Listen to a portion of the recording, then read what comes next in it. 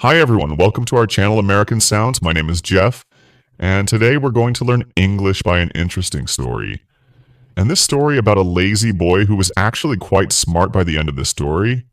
We'll learn how a lazy person can work harder and beat their laziness. But that's not all. While we listen to the story, we will also learn some new words and how to make sentences with them.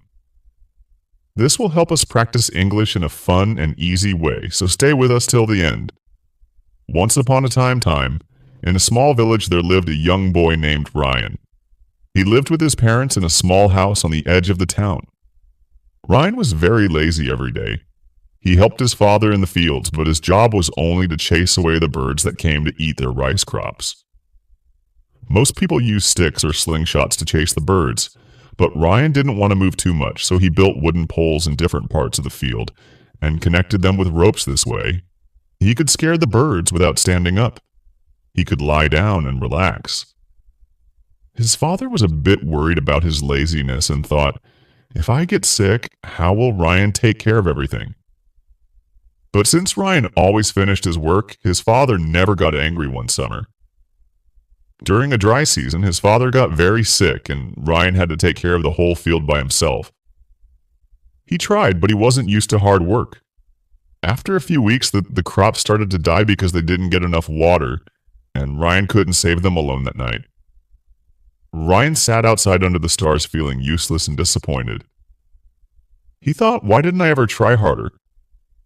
Now my family's hope is gone the next morning. He heard people talking in the village. Ryan went to see what was happening there.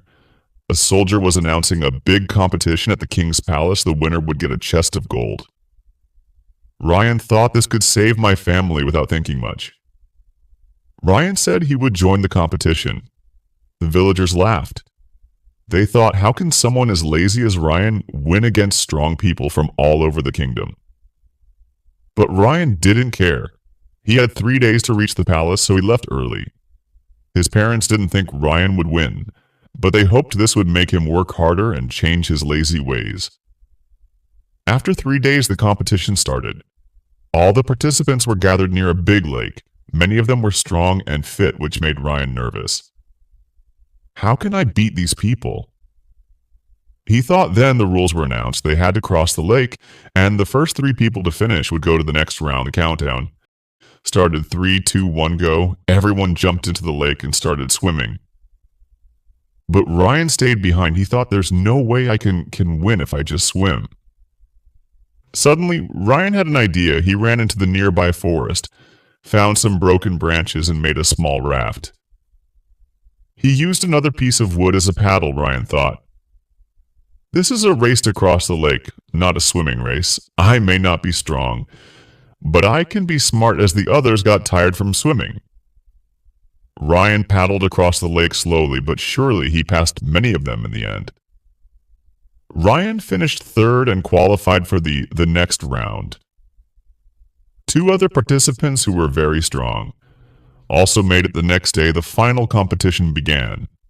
Each contestant was given a big wooden block. The task was to push the block 1 kilometer to the finish line behind them.